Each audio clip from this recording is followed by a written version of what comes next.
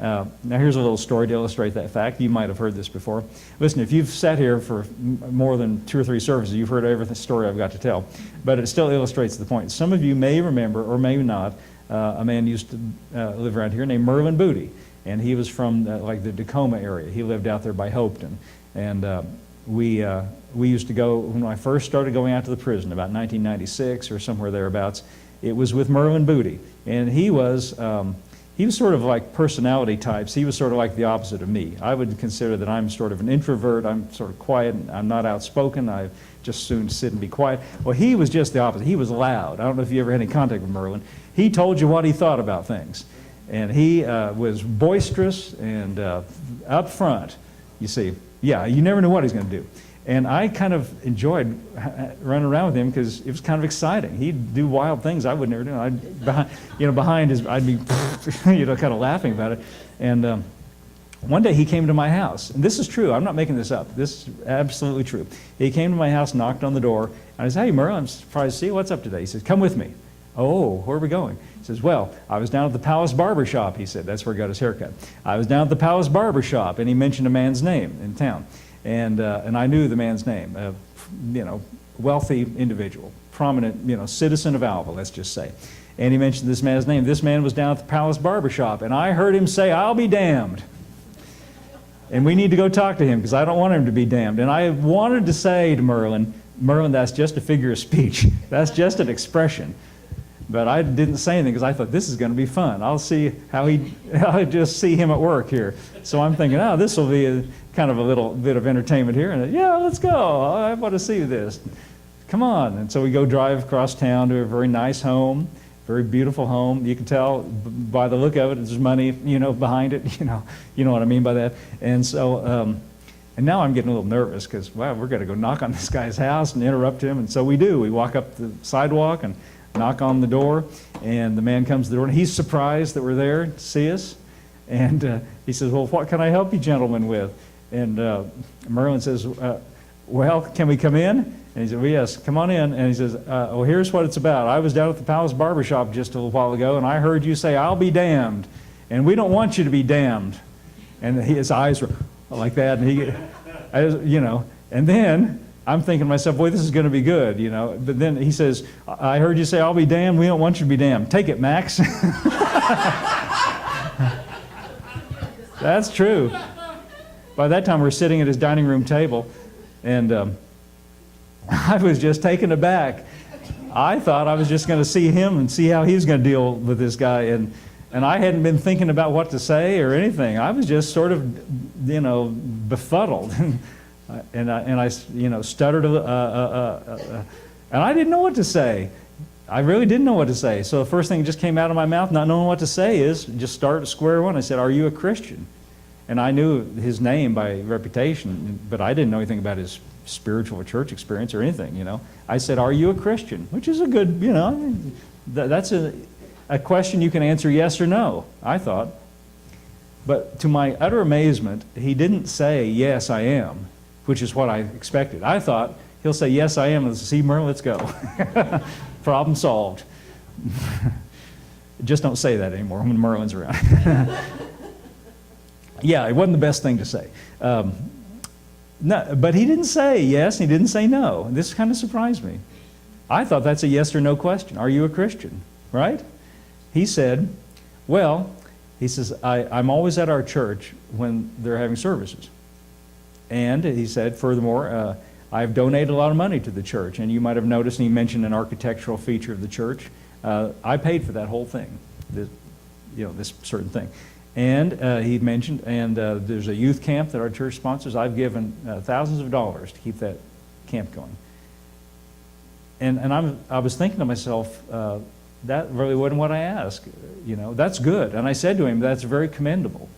That's very good, but what I asked you was, you see, a person could do all those things and not be a Christian. Sitting in church doesn't really make you a Christian, right? Just like I heard one person say, you can go sit in the garage, but that doesn't make you a car, right? You see, this says, it's the power of God unto salvation to everyone that believes. And as J.B. Phillips said, that means to transfer your confidence from yourself to Jesus. Now, when you're telling me about all the money you've donated and how you paid for this architectural feature of the church, and it sounds to me like you're trusting in yourself, doesn't it? And I don't mean to sound like I'm being mean to this person, but all those things were things about him, right? Now, if you came to me, now granted, I've given a lot of thought to this, I'd be prepared for it. If you came and said, "Are you a Christian?" I'd just say yes. Here's another way to look at it. You ever seen these cartoons where people are standing at the gates of heaven and St. Peter's there and there's some little joke about, something?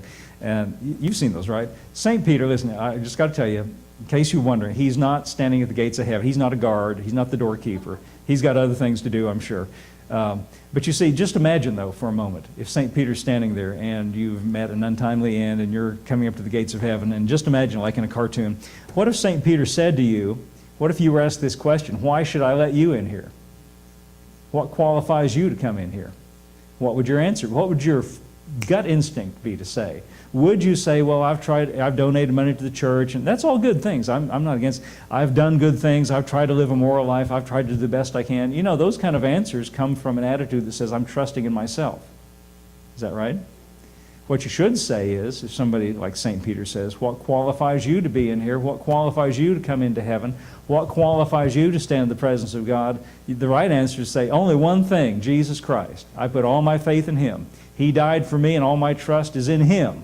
I've got nothing to say in my own defense." Your Honor. He's our advocate, we're told. All my trust is in Him. See, that takes all the burden and all the pressure off of you. That's what it's supposed to be. That's what it means to believe. To say, and that ought to be for you a relief. That ought to be a good thing. That ought to be good news. He wants you to transfer your confidence and your faith from yourself to Him. Not to even think about it. See, we do all kinds of good things in our life. It's what Martin Luther got in this big fight in his day with the Roman Catholic Church and over this issue of good works. And Martin Luther explained it this way: it's like putting the cart before the horse. Our salvation is by faith in Christ, and our good works are the cart behind the horse. But if you try to put the cart first, it doesn't work. You got to have your salvation first. Then all our good works are just the products of His work in our lives. That's the way to look at it. So he says, "I'm not ashamed of the gospel." Notice, it's of Christ. "For it is the power of God, resulting in salvation for everyone that believes." It just means that you've transferred your confidence from yourself to Him. Now, sometimes I think people get the idea about faith and believing that it's like some kind of an involuntary thing, like a seizure, that comes on us, and people say, "Pray for me that I'll believe." No, it's not like that. You choose to believe. You choose to believe. I choose to believe in what Jesus did for me. I choose to place my confidence in Him. It's not something I have to wait for a feeling, or some kind of sensation or some kind of jolt of electricity up my back, which I'm not against any of those things. I'm glad to have all kinds of feelings in the world, but that doesn't determine faith. It's I choose to believe in Him. And you all can make the same choice, and I trust that you do. We transfer our confidence from ourselves to Him. All my faith is in Him. Now, if you start picking at my life and finding all the flaws and faults, you know what I'm going to say? Yes, you're right. Guilty, guilty, guilty, guilty. Guilty. I'm guilty. But I put all my faith in Him, the one who took my guilt away. Sometimes I've had people say, "Well, the devil is condemning me. The devil is telling me." First of all, if you recognize that it's the devil, then don't listen to him. What do you listen to him for? That's first thing. And second of all, if you have a thought that brings accusation against you or brings condemnation against you, just cut it short and just plead guilty. Guilty, but I've got one that's already died for my sins. His name is Jesus. I put all my faith and confidence in Him. All my trust is in Him. He says, it's the power of God resulting in salvation to everyone that believes. To the Jew first, also to the Greek. He says to the Jew first because the Jewish nation were the first in line. They were the Old Covenant people of God. It came to them first. Jesus came to them first to fulfill all the promises made to the fathers. But he says also to the Gentiles. And then verse 17, and we'll wrap it up with this. For therein, he says, that is in this message of the gospel, therein is the righteousness of God revealed from faith to faith. As it is written, the just, or those who are righteous, shall live by their faith. When he says therein, that means in the gospel. In this message of the gospel is revealed the righteousness of God. What he means by that is not righteousness in the sense that God is righteous. Everybody knows that already. What the gospel reveals is how we are right with God. Now listen to me carefully. It's not how you can be, under certain circumstances, right with God, but how you are already right with God. How you are right now right with God. Not if you do certain things, it's how you are right now. That's what it means. It is, the gospel reveals to us how we are right now right with God. And the reason we are right now right with God is because something has been done to put us that way. And the something that has been done is the blood of Jesus that took away everything that disqualifies us and removed it. Just like the goat that took the sins out into the wilderness and was never seen again, he took everything wrong with us and took it far away, and it was never seen again. Actually, he took it into the grave, and it was buried with him. But when he rose from the dead, all those sins and disqualifications stayed buried, and that's where they are today. As far as the east is from the west, so far has he removed our transgressions from us. I think that's all I got to say today. Let's all stand up.